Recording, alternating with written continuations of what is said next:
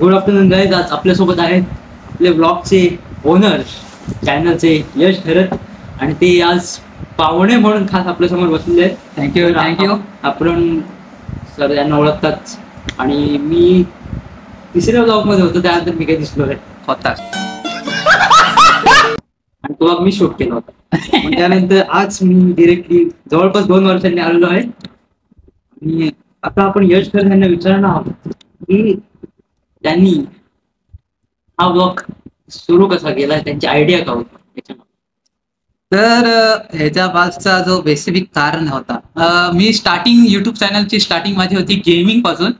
Gaming मध्ये मला असा आधी इंटरेस्ट होता गेमिंग मध्ये, कारण का आधी गेमिंग कम्युनिटी जाम मोठी होती. आता गेमिंग कम्युनिटीचा काय एवढा हिस्सा राहिलेला नाहीये. आता गेमिंग कम्युनिटी आता बरीचशी डाऊन झालेली आहे. तर आधी गेमिंग कम्युनिटी बरीच होती, तर मी गेमिंगवर चॅनल स्टार्ट केला. पहिले मी स्टार्टिंगला फ्री फायरचा गेम खेळायचो. फ्री फायर नावाचा गेम आहे, सगळ्यांना माहितीच होतं. तर फ्री फायर, माइनक्राफ्ट, पबजीची व्हिडिओ पण टाकायचो मी चॅनलवर, पण तेव्हा एवढा काही सपोर्ट भेटला ना. तर त्यानंतर माझा एक मित्र आहे, आपला एडिटर, तुम्ही ओळखत असाल, एलेस. त्यांनी मला आयडिया दिली की आपण ब्लॉगिंग स्टार्ट करूया. आणि तेव्हा माझी पण अशी इच्छा जागलेली. 2022 समथिंगला पहिला ब्लॉग आला असेल चॅनलवर. तर तेव्हा आयडिया आली, बोलो ब्लॉगिंग स्टार्ट करूया. पण तेव्हा कॅमेरामध्ये बोलायला जाम फनी वाटत, म्हणजे असा आपण एक समोर कॅमेरा घेतला आणि आपण स्वतःशीच बोलतोय, तर समथिंग त्या टेन्शन मध्ये बोलतोय असं नाही. तर मग आम्ही एक आयडिया काढली की गाणं लावूया बॅकग्राऊंड वाईज. तेव्हा हा पण होता आपल्यासोबत, दीप होता, एलेस होता. फर्स्ट ब्लॉग मध्ये तुम्हाला आठवत असेल, बीचचा ब्लॉग होता. तर त्या ब्लॉग पासून स्टार्टिंग झाली आपल्या चॅनलची, आणि त्यानंतर ब्लॉगिंग मी कंटिन्यू करतोय. आणि आता आपण दुसऱ्या प्रश्नांकडे वळणार आहोत, आणि ते प्रश्न आहे, आपला पहिला प्रश्न आहे युजर म्हणून कोणतरी त्यांनी टाकलाय, तो हिंदी मध्ये आहे प्रश्न की यश भाई आपकी टीम कितनी बड़ी है और आपका पसंदीदा सॉन्ग और आपके जीएफ का नाम. ओ माय गॉड, बहुत खतरनाक प्रश्न कोण आहे भाई हे युजर. असा प्रश्न तुम्हाला विचारला गेला तर तुमचं काय मत आहे, कोणत्या प्रश्नाचं पहिलं उत्तर तुम्ही देणार. जीएफचं तर पुढे जाऊन दे. आता आपण टीमवर येईल. आता टीम मॅनेजमेंटवर आल्यावर माझ्याकडे एक एडिटर आहे, माझा मित्र आहे एल एस म्हणून, तर तुम्हाला माहितीच असेल. प्रत्येक एडिटिंग तो करतो व्हिडिओची. एक श्रीजय ब्रो आहे, तो आपला चॅनल कधी आपला चॅनल वापरतो, म्हणजे ब्लॉग्स वगैरे अपलोड करायचे, मला जमलं नाही तर तो टाकतो. आणि एक आपला इंटरव्ह्यू घेतो तोच, तर आपल्यासोबत असतं प्रत्येक व्हिडिओमध्ये. आणि अजून बरीचशी टीम आहे, असे बोलले तरी एक भावार्थ करत म्हणून एक माणूस आहे, तो पण आपल्यासोबत असतोच. माणूस बोलले म्हणजे भाऊच आहे माझा, तो पण असतो. अजून गावातली मुलं आहेतच, सपोर्टसाठी आहेत बरीच जण. चाइल्ड आर्टिस्ट आहेत. तर आपण टीम तर त्या मोठी आहे, एवढी पण पण बऱ्यापैकी आहे, पण आहेत ती पण जा मग खतरनाक आहे. हा, सेकंड क्वेश्चन, आपका पसंदीदा सॉन्ग. कोणतं गाणं माझं गाणं आवडतं? माझं आवडतं कुठला असू शकतं यायला बहिण, हे अशी गाणी मला नाही. पाहू शकता त्यांच्याकडे विचार करतायत ते, म्हणजे मी अशी गाणी ऐकत नाही. माझ्या मोबाईल मध्ये एक रिंगटोन आहे, कुठलं यू आर आईज, आणि ते रिमिक्स सॉन्ग आहे, ते जाम मस्त वाटतं. ते माझ्यासाठी जे आवडतं गाणं माझं, असं बोललं तरी चालेल. ओके, चालेल. आता एक क्वेश्चन आलेला आहे मिस्टर क्रेझी 222 यांच्याकडे एक क्वेश्चन आलं 12 दिवसांपूर्वी. तर त्यांनी विचारलं, हे युट्यूब चॅनल कसं काय चालू केलंस, आणि तुला ब्लॉगची सुरुवात तू कशी केलीस, आणि याच्या मागे स्टोरी काय हे विचारले. स्टोरी आता बेनिफिटली तुम्हाला सांगितलं स्टार्टिंगलाच की कसं ब्लॉगिंग स्टार्ट वगैरे केली. तर असं बोललं तर किलर आपल्या एल एस मुळेच आपल्या युट्यूब चॅनलचे ब्लॉगिंग स्टार्ट झाले. बाकी तर इनफ त्याच्यात काहीच नाही. तोच प्रश्न, तेच आन्सर. आता आपण वळूया दुसऱ्या प्रश्नाकडे. तर श्रीमद घरत यांनी 12 दिवसांपूर्वी अजून एक क्वेश्चन टाकला होता, आणि तो खूप कॉम्प्लिकेटेड आहे की ते विचारतात की भाई शादी कब करने वाली हो. वाली हो कुठे आहे, आणि मुलगा आहे हे जरा समजत नाही, कोण आहे म्हणून टाकले. तर तुमचं काय मत आहे लग्नाला आता पोरगी भेटत नाही काय, तुम्ही श्रीमंत घरात त्यांना काय सांगू इच्छिता त्याच्याबद्दल? त्याला बोलू शकतो लवकरात लवकर शोध, आता काही दुसऱ्या उपाय नाही झालाय. त्याच्यावर एक रिप्लाय पण आलाय, ते श्रीजय घरात यांनी तूच शोधून दे मुलगी. तेच सांगू शकतो, दुसरं का आता आमच्या इथे उपाय नाही असं बोलण्यासारखे. असं कंप्लीट आपला कमेंट्स मधला संपलेला आहे इथे. तर आपण एक जनरल प्रश्न यांना विचारूया की आता नेक्स्ट ब्लॉग तुमचा कशावर आधारित असणार? नेक्स्ट ब्लॉग आपला ब्लॉगिंग चॅनलवर अवेलेबल असेल, कारण का आता पावसाळा सुरू झालाय आणि अलिबागमध्ये पावसाळ्यात फिरण्याच्या जागा बऱ्याच आहेत. तर त्याची टेन्शन करू नका, आपले ब्लॉग्स लेटेस्ट लवकरच येतील. आणि आता कुठेतरी जाण्याचा प्लॅन बनवला तर नक्कीच ब्लॉग येईल. ओके, तुम्ही इतके ब्लॉग शूट केले अजूनपर्यंत 50 पेक्षा जास्त आपले ब्लॉग झाले शूट करून, तर एखादी मोठ्या व्यक्तीला भेटण्याची इच्छा किंवा त्यासोबत ब्लॉग तयार करण्याची इच्छा झाली आहे का तुम्हाला? आणि ती व्यक्ती कोण? असं बोलले तर महाराष्ट्रात की असं बाहेर कोणीला तुम्हाला जे आवडेल? तर असं बोललं तर कॅरी मिनाटी सोबत व्हिडिओ बनवायला ते बाई रोस्ट करणार आहे. रोस्ट इंटरेस्टिंग आहे. मतलब कॅरी मिनाटी, परत आपल्या महाराष्ट्रात आला तर श्रीमान लेजंड, त्याच्यासोबत यार एकदा हे खायच फ्युचर मध्ये असा ब्लॉग करण्याचा. आणि असं एक ब्लॉगिंग कम्युनिटी बोललात तर तुम्ही आपल्या दादूस विनायक माळी त्याच्यासोबत एक करण्याचा एक आवड होईलच, कारण का आपला मराठी कॉन्टेंट वाला बंदा आहे, तर ब्लॉगिंग त्याच्यासोबत करायला पण आहे. आपण आता एक नेक्स्ट क्वेश्चन विचारूया की तुम्हाला ब्लॉग करण्याची आयडिया कुठून मिळाली, किंवा हे तुम्हाला कोणी सांगितलं की तुमच्या स्वतःहून? तर अशी गोष्ट आहे, किलर मला बोललेलाच होता. आणि मी एक सबस्क्राईब केलेलं एक चॅनल आहे निक्कू ब्लॉग्स म्हणून, त्याचे ब्लॉग्स बघून जरा अशी आयडिया आली, बोलो मस्त वाटते ब्लॉगिंग करणं. पण ते स्टार्टिंग करूया बोललो, फक्त ते स्टार्टिंगला बोलताना ते तर गाडी बिणं लावायचं, नंतर स्टार्ट केलं बोलण्यापासून. तर असं बोललं तर एक आपला एडिटर LSP सांगितलेलं, आणि एक निक्कू ब्लॉग्स म्हणून युट्यूब चॅनल आहे, त्याच्याकडून पण जरा इन्स्पिरेशन आली. तुमचा सर्वात आवडता ब्लॉगर? माझा सर्वात आवडता ब्लॉगर आहे सौरभ जोशी.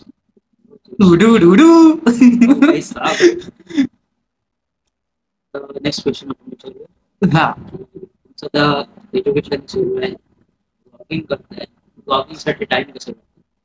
ब्लॉगिंगसाठी टाइम तर भेटतो असं नॉर्मली. आता कुठे बाहेर गेल्यावर मी स्टार्टिंगला ब्लॉगिंग करतो, नाहीतर असं डेली ब्लॉगिंगचा आता सीन नाही बनत. आता मागे स्टार्ट केले डेली ब्लॉग्स, पण काही इश्यूमुळे नाही झाले पुढं. तर असे इश्यूज येतच राहतात. मोबाईलच्या मध्ये डिस्प्ले गेलता, तर त्यामुळे तर महिनाभर तर काय करू शकलो नाही. तर हाय असंच कॉन्टेंट हळूहळू चाललंय. त्यांनी सांगितलं की लास्ट टाइम त्यांचा मोबाईलचा डिस्प्ले गेला होता, म्हणून ते 1 महिनाभर त्यांचा ब्लॉग चालू होता. त्यानंतर 1 महिन्याने तो ब्लॉग अपलोड केला. चॅलेंज त्यांचं इनकम्प्लीट राहिले. माझं चॅलेंज विषयी विचारायचं, तुम्ही कम्प्लीट करणार आहात का? आता तर पावसाळा सुरू झाले, तरी पण आपण ट्राय करू.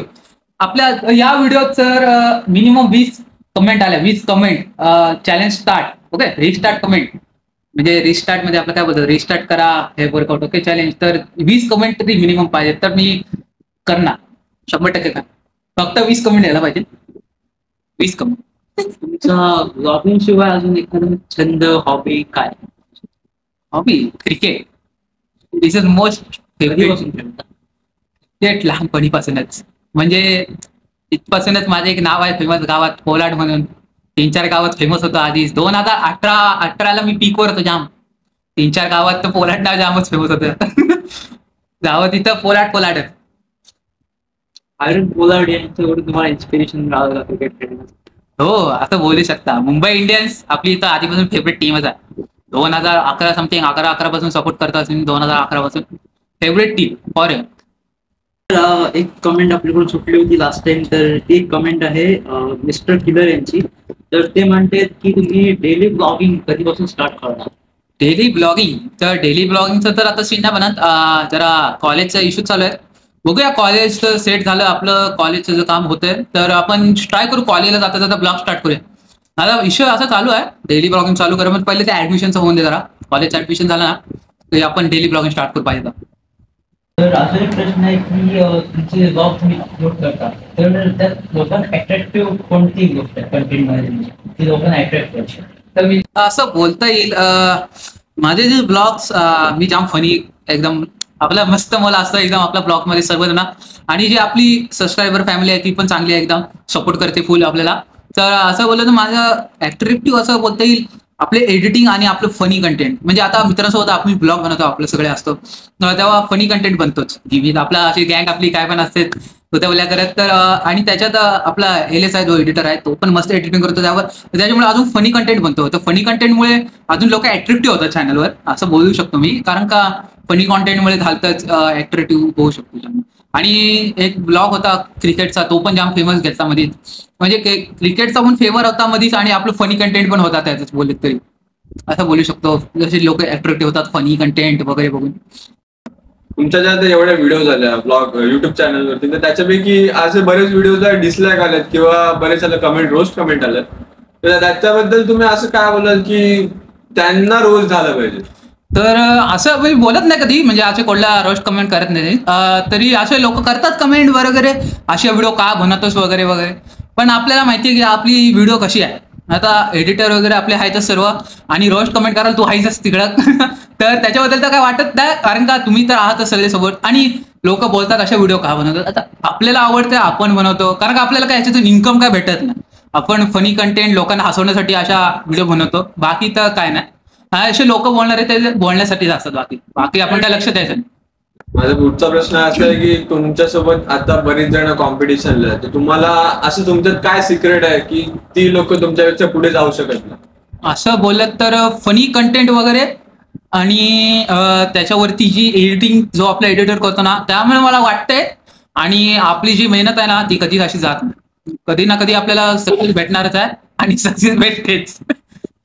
Next question please. आणि माझा नेक्स्ट क्वेश्चन असा आहे की समजा हॅकर किंवा कोण दुसरा असं तुमचं चॅनल त्याने हॅक केलं, किंवा तुमचं जे आता थोड्या दिवसांनी इन्कम स्टार्ट होईल, ते इन्कम साठी त्याच्या अकाउंटवर डायव्हर्ट केलं, तर तुम्ही त्याच्या अपोजिट ऍक्शन्स काय घ्याल? अपोजिट ऍक्शन्स वगैरे तर बघूया आपण, सायबर क्राईम नुसार काहीतरी करता येईलच आहे. सायबर क्राईम नुसार काय नाही करतील, नाही तर आपल्याकडे तू आहेतच हॅकर. घे चल, 2 प्रश्न घे आणि आय थिंक सो फिनिश करा. 2 प्रश्न बघ, घे कुठले तरी. तुमच्या ब्लॉगिंग मधल्या सर्वात जास्त स्ट्रेंथ काय? क्वेश्चन म्हणजे आता तुमच्याकडे एक तुमचा मोठो असला पाहिजे की माझी स्ट्रेंथ ही आहे, की माझ्या स्ट्रेंथमुळे माझं युट्यूबचं चॅनल अजून वरती जाऊ शकतो, असं बोलले तर ट्रॅव्हलिंग आय थिंक सो, कारण का मी जास्त ट्रॅव्हल करत नाही. पण जरा इश्यूज वगैरे तो सोडून द्या, त्याचा प्रॉब्लेम आहे फॅमिलीवरून जरासा हे आहे. तर बाकी तर काय नाही. जर मी ट्रॅव्हलिंग केली ना, आणि मी जर डेली ब्लॉगिंग स्टार्ट केली, तर मला वाटतंय माझं चॅनल नक्कीच ग्रो होईल. कारण का आता जे या कंडिशनमध्ये तर मी नाही करू शकत, आणि जरासा मी सेटअपवर माझ्या खर्च केला ना, तर चांगलंच होईल. अजून जरा प्रोग्रेस चांगली होईल. ते आपण हळूहळू करूच, जसं जसं आपल्याला पुढे ऑपॉर्च्युनिटी भेटतील तसे तसे आपण करू. तुमच्या मताने तुमच्या सर्वात जास्त विकनेसेस कोणत्या? विकनेसेस बोलले तर जो बोलण्याचा जो हे आहे ना, फ्लो, मराठीमध्ये बोलण्याचा जो आपला फ्लो आहे, तो आपण आता ब्लॉगिंग मध्ये कधी कधी सुचत नाही काय बोलायचं टायमावर. तर त्या टायमावर मी जरा प्रॅक्टिस केली ना, आणि बाकी तर व्हिडिओ क्वालिटीज वगैरे आणि व्हॉइसवर जरा इन्हॅन्स केला, तर अजून चांगली प्रोग्रेस होऊ शकते असं मला वाटतं. बाकी तर एडिटिंग वगैरे टॉप क्लास. नेक्स्ट क्वेश्चन असं आहे की तुम्हाला पुढच्या 10 किंवा 20 वर्षात कोणत्या लेवलला बघता? तर असं टिपिकल काय सांगू शकत नाही. तरी माझा या 10 ते 20-30 वर्षात, म्हणजे तुम्ही जो कालावधी दिला त्याच्यात मला असं वाटतं की 500K to 1 million subscribers gain केले तर माझ्यासाठी चांगलंच असेल. कारण गोल्डन प्ले बटन हा एक स्वप्न आहे, तर तो स्वप्न पूर्ण व्हावं अशी माझी इच्छा आहे त्यात. बाकी असं काय टिपिकल असं काय नाही. तुमच्या युट्यूब चॅनलच्या याच्या मागचं रहस्य तुम्ही मगाशी सांगितलं केलं, पण तुमची त्याच्यातली एक अशी विश काय की तुम्ही ते पैसे किंवा ते युट्यूब वरून जे इन्कम येईल त्याच्यावरून तुम्ही अशी कोणती वस्तू घ्यायला, म्हणजे तुम्ही मोटिवेटेड आहात की ती वस्तू तुम्ही घेऊ शकता? असे तर ड्रीम बरेच आहेत. अजून असं एक ड्रीम आहे की आपण सर्व, म्हणजे आता तुम्ही सगळे मिळून आपण एक दुबई ट्रिप प्लॅन करायच्या. ही तर एक जाम आधीपासूनची एक खतरनाक अशी इच्छा, जी तिथे मी पैसे इन्कम वेस्ट करू शकतो. आणि बाकी तर मला गाड्यांचा जाम शौक आहे, बाईक्स वगैरेचा, जास्त करून बाईकचा. माझी त्याच्यात फेवरेट बाईक एकदम आहे ZX10. तर आय थिंक सो त्या लेवलला गेलो ना तर 100% घेणार मी. तुमच्या पहिल्या इन्कम मधून समजा तुमची फर्स्ट इन्कम असेल 50 lakhs किंवा 100 crore किंवा 1 crore. कौन है ये लोग, कहां से आते हैं? अभी बदत आहे भाई, अभी बदत आहे. त्याच्यामधून तुम्ही जास्तीत जास्त पहिली विश तुम्ही कोणती कम्प्लीट फुलफिल करणार? फुलफिल असं बोलले तर घराचं जरासं काम आहे ते कम्प्लीट करीनच. आणि त्यानंतर आपला दुबईचा जो प्लॅन आहे तो सेटअप करू त्यातच, कारण का तेवढे काही पैसे लागणार नाही, तो एक सेटअप होईलच.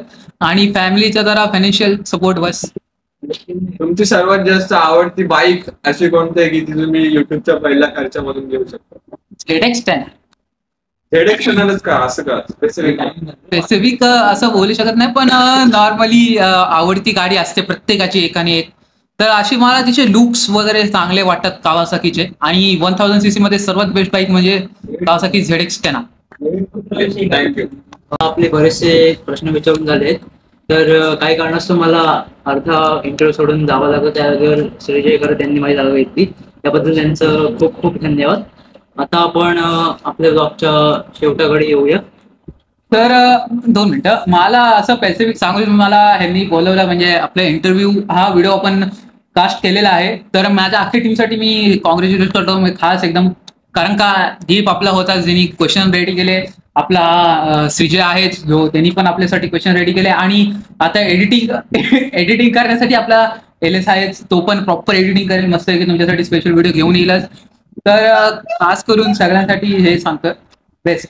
आता 4:52 झाले दुपारचे आणि आपण आता हा ब्लॉग संपलाय असं जाहीर करूया. तर थँक्यू. तुमच्यासोबत प्रश्न उत्तरांचा सेशन करून थँक्यू. सबस्क्राईब करा आणि लाईक करा. Okay, bye bye. Bye bye.